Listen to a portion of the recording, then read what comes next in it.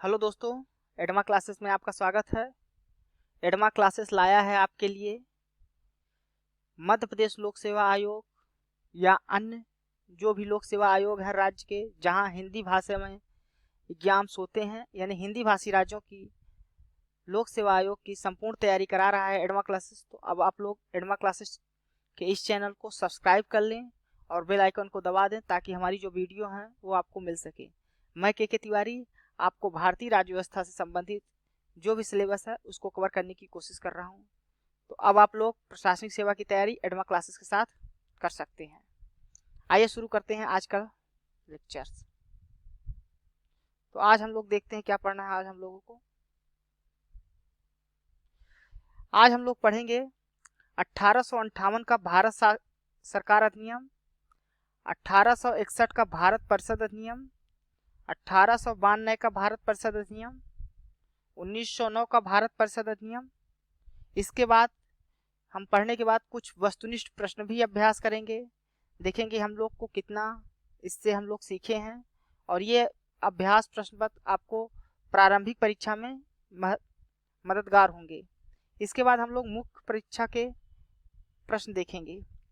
तो हम लोग अब तक जो पढ़ चुके हैं वो 1773 से 1853 तक के जो भी एक्ट ब्रिटिश संसद के द्वारा पास किए गए थे, जैसे 1773 का रेगुलेटिंग एक्ट, 1784 का पिट्स इंडिया एक्ट, उसके बाद 1793, 1813 और 1833 के चार्टर एक्ट और 1853 के चार्टर एक्ट, ये सब हम लोग पढ़ चुके हैं। तो यदि आपने हमारा पिछला वीडियो नहीं देखा है तो उसको आप लोग जरूर देख लें, जिससे आपको पूरा विकास क्रम को क्रमबद्ध समझने में आसानी हो। अब हम लोग जो आज पढ़ेंगे वो 1858 का भारत सरकार अधिनियम है। तो आइए शुरू करते हैं।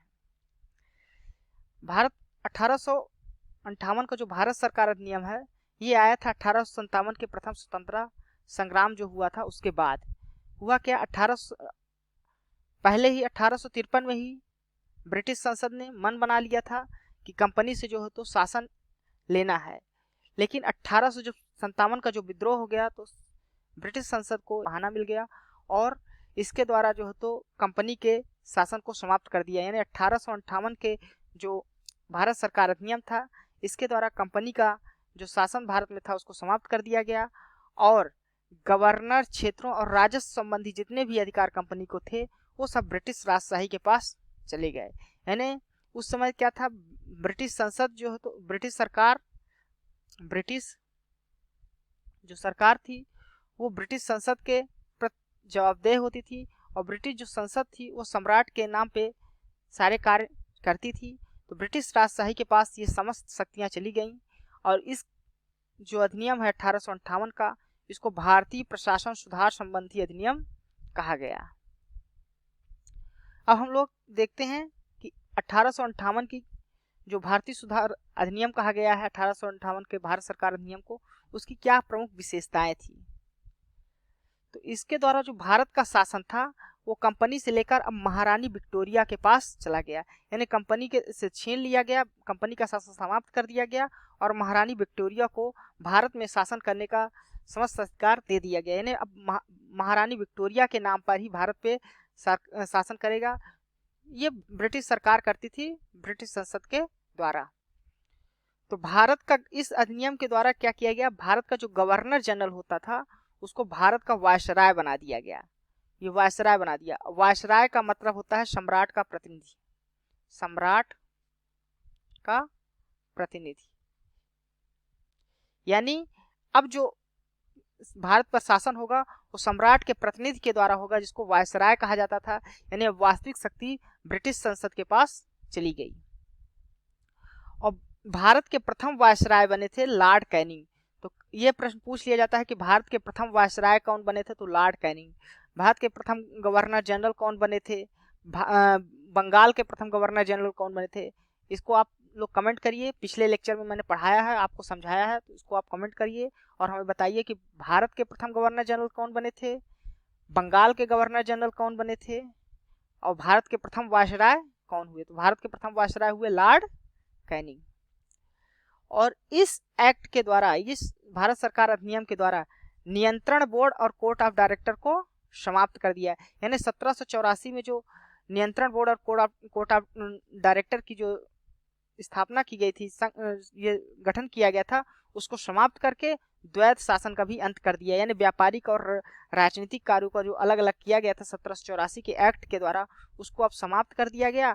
जो इसी के द्वारा जो है तो द्वैत शासन की स्थापना की गई थी और उसको शुरुआत की गई थी, और उसको समाप्त करके 1784 में द्वैत जो 1858 के अधिनियम के द्वारा द्वैत शासन का अंत कर दिया गया। यानी द्वैत शासन अब समाप्त हो गया।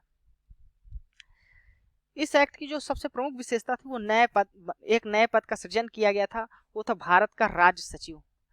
और यह है जो है तो भारतीय प्रशासन पर पूर्ण नियंत्रण करने का कार्य करना। यानी भारत के प्रशासन से संबंधित जितने भी जो नियंत्रण का कार्य था, जो भी निर्णय था, वो भारत का राज सचिव अब करेगा। और ये भारत का जो राज सचिव हुआ करता था वो ब्रिटिश कैबिनेट का सदस्य होता था, जो इंग्लैंड में रहता था।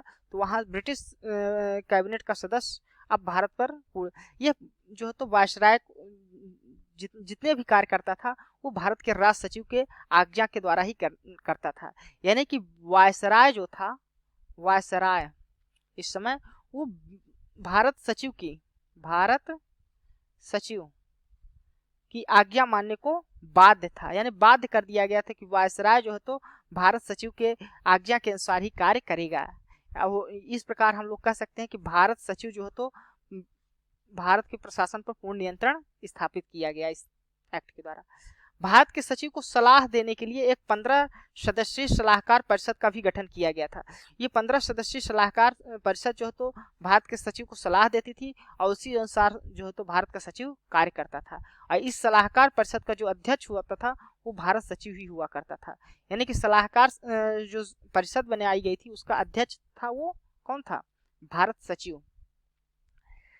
तो भारत सचिव जो है तो नागरिक, सैन्य, कार्यपालिका और विधायिका संबंधी जितने भी शक्तियां हैं वो परिषद की सलाह पर, किसके द्वारा? परिषद की सलाह पर भारत सचिव को प्राप्त था। भारत सचिव जो है तो वायसराय को आज्ञा देता था, वायसराय को बताता था कि आपको कैसे शासन करना है, उस हिसाब से यहाँ वायसराय राज करता था। इसके बाद हम लोग देखते हैं 1861 का भारत परिषद अधिनियम। तो 1861 के भारत परिषद अधिनियम की क्या प्रमुख विशेषता थी? इस एक्ट के द्वारा जो है तो पहली बार कानून बनाने की जो प्रक्रिया है उसमें भारतीयों के प्रतिनिधित्व को मान्यता मिली है। भारतीयों के प्रतिनिधित्व को भी शामिल किया गया पहली बार कानून बनाने की प्रक्रिया में। और वायसराय क्या कर सकता था? गैर सरकारी जो सदस्य होते थे उसमें भारतीयों को नामित कर सकता था। यानी पहली बार जो है तो वायसराय को शक्ति दी गई कि वह गैर सरकारी सदस्यों को जो परिषद प्रतिनिधि के रूप में नामांकित कर सकता है। तो 3 गैर सरकारी सदस्य की जो नियुक्त करते हैं लॉर्ड कैनिंग करते हैं। उस समय लॉर्ड कैनिंग थे, तो लॉर्ड कैनिंग ने 3 भारतीयों को नियुक्त किया गैर सरकारी सदस्यों के रूप में। वो थे बनारस के राजा, पटियाला के महाराजा और सर दिनकर राव। तो इन 3 सदस्यों की नियुक्ति लॉर्ड कैनिंग ने की। इसके अलावा मद्रास और मुंबई प्रेसिडेंसी को जो तो विधायी शक्तियां दी गई कि वह भी अपने अनुसार कानून, यानी स्थानीय सरकार को भी अब थोड़ा थोड़ा धीरे धीरे शक्तियां देनी शुरू किया गया। इस अधिनियम के द्वारा 1861 के अधिनियम के द्वारा बंगाल, उत्तर पश्चिम सीमा प्रांत और पंजाब में विधान परिषद का गठन किया गया। यानी पहली बार विधान परिषद का गठन 1861 के एक्ट के द्वारा किया गया। बंगाल में किया गया, उत्तर पश्चिम सीमा प्रांत में किया गया और पंजाब में। कब कब किया गया था ये भी याद रखना है आपको। बंगाल में कब किया गया था? 1862 में। उत्तर पश्चिम सीमा प्रांत में कब किया गया? 1866 में। और पंजाब में 1897 में। तो ये आपको याद रखना है कि कब किया गया था विधान परिषद का गठन। विधान परिषद आज भी है कुछ राज्यों में, तो आपको समझना है इसको। भारत में जो है तो आज़ादी के बाद क्या 1935 के एक्ट के बाद ही इसे उच्च सदन के रूप में बदल दिया गया। तो आगे हम लोग पढ़ेंगे। तो विधान परिषद का गठन कब किया गया था? 1861 के अधिनियम के द्वारा। और 1859 में लॉर्ड कैनिंग के द्वारा जो प्रारंभ की गई थी पोर्टफोलियो प्रणाली, उसको मान्यता दी गई। पोर्टफोलियो प्रणाली यानी जो अलग अलग विभाग हैं उनके अलग अलग मंत्री बनाए जाएंगे, यानी अलग अलग मंत्रियों को जिम्मेदारी देने का कार्य किया गया था इस एक्ट के द्वारा। जितने भी अलग अलग डिपार्टमेंट हैं उनको जो तो विभाग की संबंधित जानकारी, यही पोर्टफोलियो प्रणाली थी कि अलग अलग विभाग बनाए गए, उनको अलग अलग कार्यों की जिम्मेदारी दी गई। तो उसको जो है तो मान्यता दे दी गई इस एक्ट के द्वारा। इस एक्ट के द्वारा जो है तो आपातकाल की स्थिति में वायसराय को परिषद के अनुमोदन के बिना जो है तो अध्यादेश जारी करने के, यानी अगर कोई विशेष परिस्थिति है या आपातकाल की स्थिति है, उस समय वायसराय क्या कर सकता था कि परिषद के अनुमति के बिना, बिना परिषद के पूछे कोई भी अध्यादेश जारी कर सकता था। और इस अध्यादेश की जो अवधि होती थी वो 6 माह के लिए होती थी, यानी कि वायसराय 6 माह के लिए अध्यादेश जारी कर सकता था। तो पोर्टफोलियो प्रणाली को मान्यता किस एक्ट के द्वारा दी गई थी, आप बताएंगे?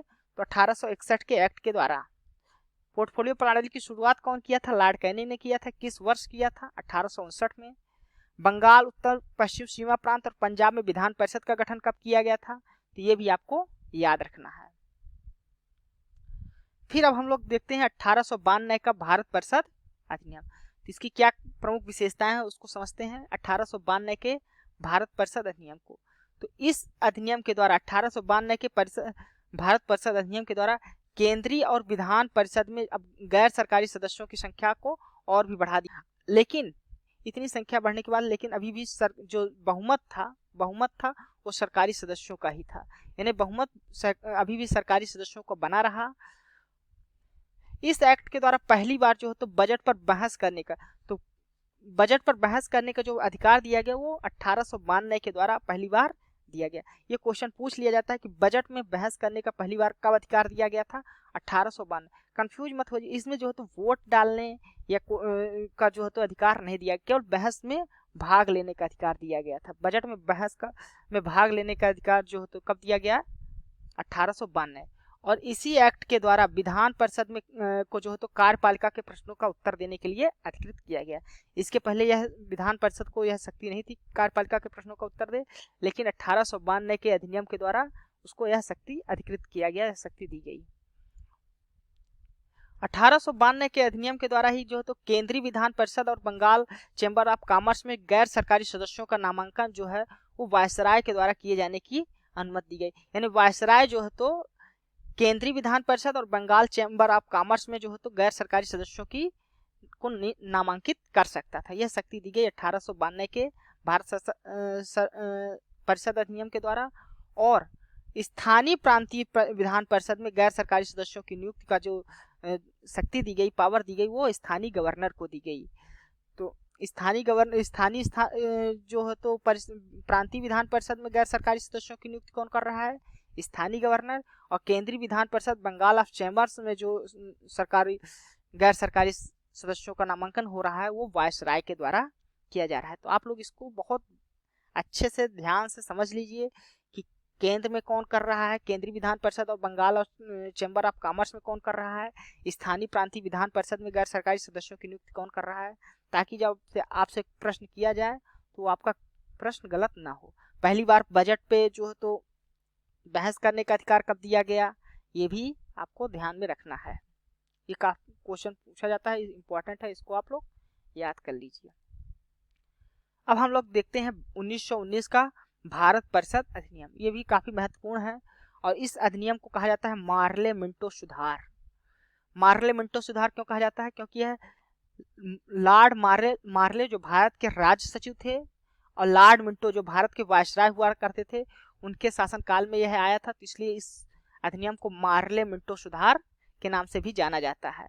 तो लॉर्ड मार्ले कौन थे? भारत के राष्ट्रपति। लॉर्ड मिंटो कौन थे? भारत के वायसराय। तो ये आपको याद रखना है कि राज्य सचिव हुआ करते थे लॉर्ड मार्ले, लॉर्ड मिंटो भारत के वायसराय हुआ करते थे, इसलिए इसको क्या कहा गया? मार्ले मिंटो सुधार। अब हम लोग देखते हैं कि इस जो है तो अधिनियम की क्या विशेषताएं थी। इस अधिनियम के द्वारा केंद्रीय और प्रांतीय विधान परिषद के आकार में काफी वृद्धि की गई।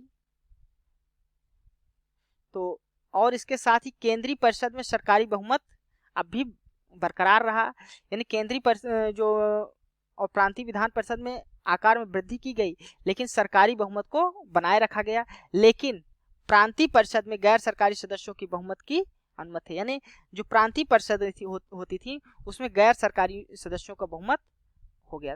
तो प्रांतीय परिषदों में गैर सरकारी सदस्यों का बहुमत किस एक्ट के द्वारा हुआ? 1909 के भारत परिषद अधिनियम के द्वारा। इस एक्ट के में जो है तो भारतीयों को वायसराय और गवर्नर की परिषद के, यानी भारतीयों को क्या किया गया, पहली बार जो तो वायसराय और गवर्नर की परिषद के साथ एसोसिएशन बनाने का प्रावधान किया गया 1919 के मार्ले मिल्टो सुधार के द्वारा, मार्ले मिल्टो एक्ट के द्वारा, यानी 1909 के एक्ट के द्वारा भारत परिषद अधिनियम। और इस प्रकार जो पहले सदस्य बने थे वो थे सत्येंद्र सिन्हा, वायसराय की कार्यपालिका परिषद के प्रथम भारतीय सदस्य। ये कई बार प्रश्न पूछा गया है परीक्षाओं में, तो इसको आप लोग याद रखिएगा। सत्येंद्र सिन्हा जो है तो वायसराय के कार्यपालिका परिषद के प्रथम भारतीय सदस्य हुए। इस एक्ट की जो सबसे महत्वपूर्ण बात है वो है पृथक निर्वाचन प्रणाली। मुस्लिमों के लिए जो तो पृथक निर्वाचन प्रणाली का शुरुआत की गई, इसलिए इसको सांप्रदायिक प्रतिनिधित्व का प्रावधान भी कहा जाता है। तो सांप्रदायिक प्रतिनिधित्व का प्रावधान कब आया? 1919 के भारत परिषद अधिनियम के द्वारा। मुस्लिमों के लिए अलग से निर्वाचन प्रणाली की शुरुआत किस एक्ट के द्वारा की गई? 1919 के भारत परिषद अधिनियम के द्वारा। इसको याद रखिएगा, ये प्रश्न काफी बार पूछा गया है परीक्षाओं में और आता है, तो इसलिए आप लोग याद रखेंगे। किसी भी रूप में आ सकता है। मुस्लिमों के लिए अलग से निर्वाचन पद्धति, सांप्रदायिक प्रतिनिधित्व का प्रावधान कब से शुरू हुआ, तो आप लोग याद रखिएगा। और सांप्रदायिक निर्वाचन के जनक के रूप में जाना जाते हैं लॉर्ड मिंटो। तो लॉर्ड मिंटो को याद रखिएगा, लॉर्ड मिंटो सांप्रदायिक निर्वाचन के जनक के रूप में जाने जाते हैं। लॉर्ड मिंटो कौन थे? उस समय के भारत के वायसराय।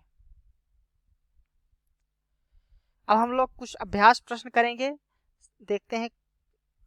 आज का हमारा जो पहला प्रश्न है वो क्या है? प्रश्न है, नियंत्रण बोर्ड कोर्ट ऑफ डायरेक्टर के प्रावधान को किस एक्ट के द्वारा समाप्त कर दिया गया? चलिए बताइए, नियंत्रण बोर्ड और कोर्ट ऑफ डायरेक्टर के प्रावधान को किस एक्ट के द्वारा समाप्त कर दिया गया?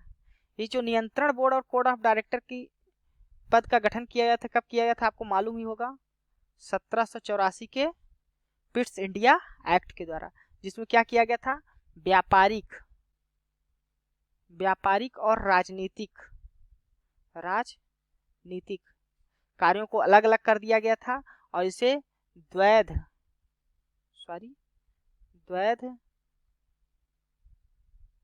शासन की शुरुआत के रूप में देखा जाता है।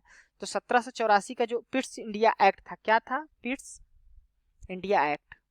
तो उसकी जो उसमें द्वैध शासन की शुरुआत हुई, लेकिन इसका पूछा गया है यहाँ अंत किस एक्ट के द्वारा, समाप्त किस एक्ट के द्वारा किया गया था? तो चलिए बताइए। जैसा कि अभी हमने पढ़ा है, 1858 के भारत सरकार अधिनियम के द्वारा जो है तो द्वैध शासन प्रणाली का अंत कर दिया गया था। तो इसका सही आंसर होगा 1858 का भारत सरकार अधिनियम। आइए दूसरा क्वेश्चन देखते हैं। दूसरा क्या है? सांप्रदायिक निर्वाचन का जनक किसे कहा जाता है? अभी अभी हमने पढ़ा है, वो कौन थे? Lord Canning. बताइए कब हुए थे ये? 1858 में भारत के पहले वायसराय हुए थे। लॉर्ड मिंटो, ये निर्वाचन के जो तो भारतीय सांप्रदायिक निर्वाचन के जनक के रूप में लॉर्ड मिंटो को जाना जाता है, क्योंकि ये 1909 में भारत के वायसराय थे और उन्हीं के शासनकाल में जो तो सांप्रदायिक निर्वाचन प्रणाली की शुरुआत हुई थी। तो इसलिए लॉर्ड मिंटो को जाना जाता है किस रूप में? सांप्रदायिक निर्वाचन के जनक के रूप में जाना जाता है। लॉर्ड मिंटो कौन थे? लॉर्ड मार्ले कौन थे? भारत सचिव थे। ये आप लोग को ध्यान में रखना है, काफी अच्छे से पढ़ना है। अब अगला देखते हैं। तीसरा प्रश्न क्या है? मुस्लिम संप्रदाय के लिए अलग निर्वाचन व्यवस्था किस एक्ट के द्वारा की गई? ये पिछला ही प्रश्न है, पिछले ही प्रश्न के जैसा है, उसी से है संबंधित। तो हमने देखा कि सांप्रदायिक जो प्रतिनिधित्व है वो 1909 के भारत परिषद अधिनियम के द्वारा प्राप्त हुआ था और उसी में मुस्लिमों के लिए अलग से निर्वाचन की व्यवस्था की गई थी। तो मुस्लिमों के लिए अलग से निर्वाचन व्यवस्था किस एक्ट के द्वारा लाई गई? 1919 के भारत परिषद अधिनियम के द्वारा। आपको ये चीजें याद कर लेनी है अच्छे से। फिर देखते हैं अगला प्रश्न क्या है। चौथा प्रश्न है, निम्नलिखित विशेषताएं किस एक्ट की हैं? आपको ये 3 विशेषताएं दी गई हैं, एक्ट 3 एक्ट के प्रावधान दिए गए हैं, 3 प्रावधान, और आपको इसमें पहचानना है कि ये जो प्रावधान दिया गया है वो किस एक्ट से संबंधित है। पहला प्रावधान क्या है? बंगाल उत्तर पश्चिम सीमा प्रांत पंजाब में जो है तो विधान परिषद का गठन किया गया। किस एक्ट के द्वारा जो है तो बंगाल उत्तर पश्चिम सीमा प्रांत और पंजाब में विधान परिषद का गठन किया गया था। फिर 1859 में जो लॉर्ड कैनिंग द्वारा पोर्टफोलियो प्रणाली थी उसको मान्यता किस एक्ट में दी गई थी? आप पहचान गए होंगे अब शायद।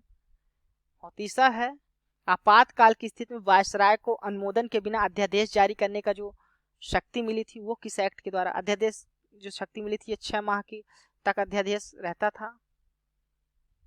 चलिए बताइए।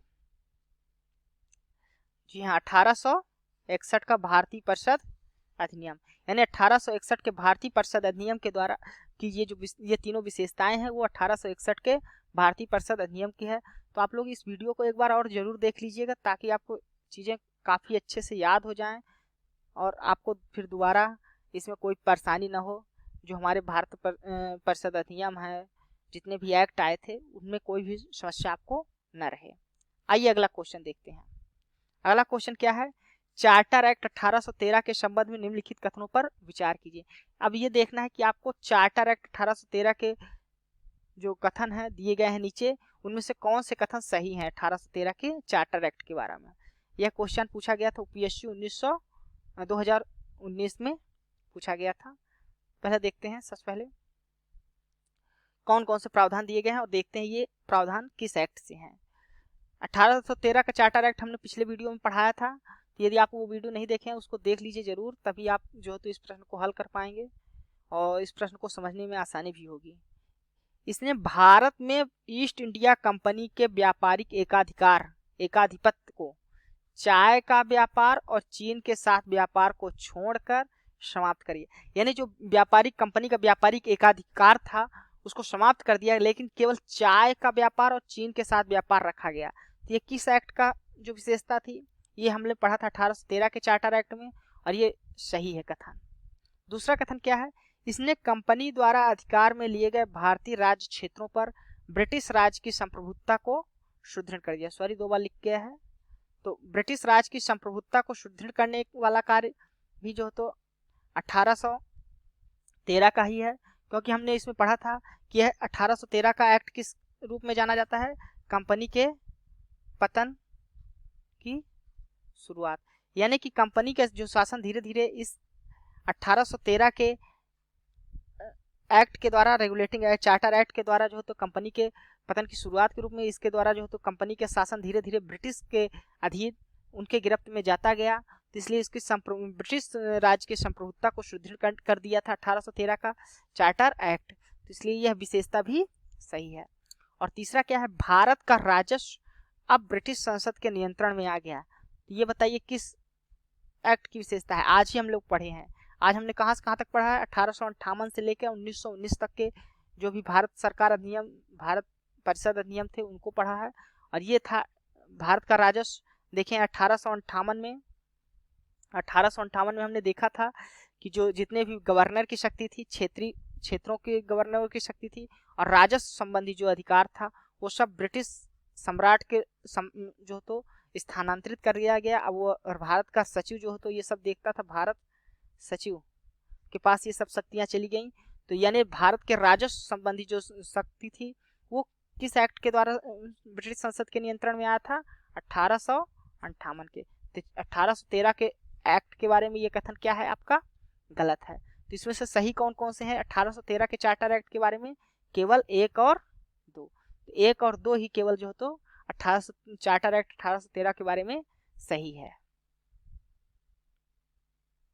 अब हम लोग देखते हैं मुख्य परीक्षा का अभ्यास प्रश्न पत्र क्या है। 1858 के अधिनियम को भारत के शासन को अच्छा बनाने वाला कहा गया। ठीक है, 1858 के जो अधिनियम था उसको भारत के शासन को अच्छा बनाने वाला कहा गया है। आपको क्या करना है? क्या यह अधिनियम भारत के शासन में सुधार करने में सफल रहा? टिप्पणी कीजिए। तो आपको टिप्पणी करना है क्या यह किस हद तक यह भारत के शासन में सुधार करने वाला रहा है, क्या इसकी सफलता रही, सुधार करने में सफल रहा या नहीं, इसको लेके आपको टिप्पणी करना है और केवल कितने में, 100 से 150 शब्दों में, यानी आपको लगभग 1.5 पेज में आपको इसका आंसर देना है। तो आप लोग इसका जवाब कमेंट करिए हमारे यूट्यूब चैनल पे, और कोई भी समस्या हो रही है लिखने में आप हमें पूछ सकते हैं। और एक दूसरे का जो है तो कमेंट में देखेंगे तो एक दूसरे का आंसर भी देखेंगे। अगर आप लोग कमेंट करेंगे और आंसर देखेंगे एक दूसरे का, तो आपको काफ़ी जो है तो आपके विचारों में सुधार होगा कि किस प्रकार लेखन शैली को हम लोग सुधार सकते हैं। तो आपको हमारे एडमा क्लासेस की वीडियो देखने के लिए बहुत बहुत धन्यवाद। यदि आपको हमारी वीडियोज पसंद आ रही हैं तो आप हमारे इस वीडियो को लाइक ज़रूर कर दीजिए और हमारे इस चैनल को सब्सक्राइब कर लीजिए, ताकि आपको जो भी तैयारी है उस तैयारी में आपको आसानी हो और आगे आने वाली हमारी वीडियो आपको मिल सके। इसलिए आप नोटिफिकेशन का ये बेल आइकन को दबा दीजिए ताकि आपको नोटिफिकेशन मिलती रहे, नोटिफिकेशन प्राप्त होती रहे। तो बेल आइकन को दबा दीजिए, इससे आपको नोटिफिकेशन मिल जाएगा जैसे ही हमारी वीडियो अपलोड होगी। एक बार आपका बहुत बहुत धन्यवाद पुनः, थैंक यू।